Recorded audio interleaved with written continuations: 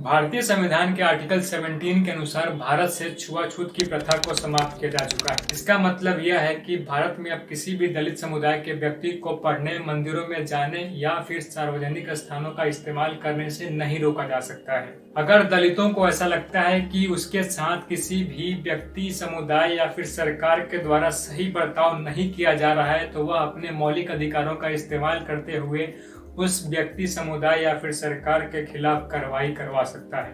अब हम मेन मुद्दे पर आने से पहले 1989 में घटित एक घटना की चर्चा करते हैं। कमालगुर एक छोटा सा गांव है जहां के लोग स्थानीय देवता की पूजा हर 5 वर्ष में एक बार बड़े धूमधाम से करते हैं, जिसकी तैयारी में वहां के लोग जुटे हुए थे। इस पूजा में लगभग 20 गाँव के पुजारी इकट्ठा होते हैं और यहाँ पर एक प्रथा है कि दलित समुदाय का एक व्यक्ति इन सभी पुजारियों के पैर धोता है और उस दलित व्यक्ति को इन्हीं पैर धोए हुए पानी से नहाना पड़ता है। और इस प्रथा को निभाने की जिम्मेदारी रत्नम नाम का एक लड़का जो 20 वर्ष का है, उसके परिवार के पूर्वजों के द्वारा किया जाता रहा है।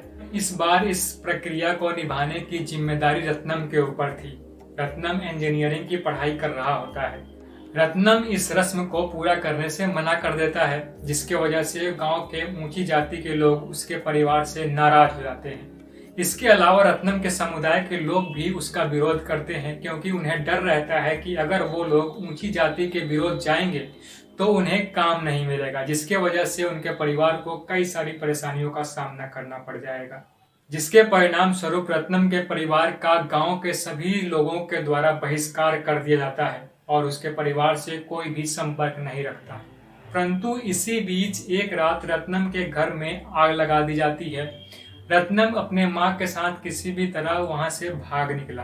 रत्नम ने अनुसूचित जाति एवं अनुसूचित जनजाति अधिनियम 1989 के तहत स्थानीय थाने में रिपोर्ट दर्ज कराई, जिसके बाद स्थानीय मीडिया ने इस घटना पर काफी ध्यान दिया। इसका परिणाम यह हुआ कि इस प्रथा को गांव से समाप्त कर दिया गया। परंतु रत्नम को अपना गांव छोड़कर जाना पड़ा, क्योंकि ऊंची जातियों के द्वारा उसका बहिष्कार कर दिया गया था। अनुसूचित जाति एवं अनुसूचित जनजाति अधिनियम 1989 में दलितों और अन्य समुदाय के साथ किए जाने वाले दुर्व्यवहार, भेदभाव और अपमान को समाप्त करने के लिए ठोस प्रावधान किए गए हैं। इसमें एक सूची तैयार की गई है जिसमें दलितों के साथ किए जाने वाले अमानवीय व्यवहारों का विस्तार से उल्लेख किया गया है। उनके खिलाफ कठोर दंड का प्रावधान किया गया है, जिसमें 6 महीने से लेकर उम्र कैद तक की सजा का प्रावधान है। तो यह था अनुसूचित जाति एवं अनुसूचित जनजाति अधिनियम 1989 का संक्षेप उल्लेख, जिसे संक्षेप में समझाने की कोशिश की गई है।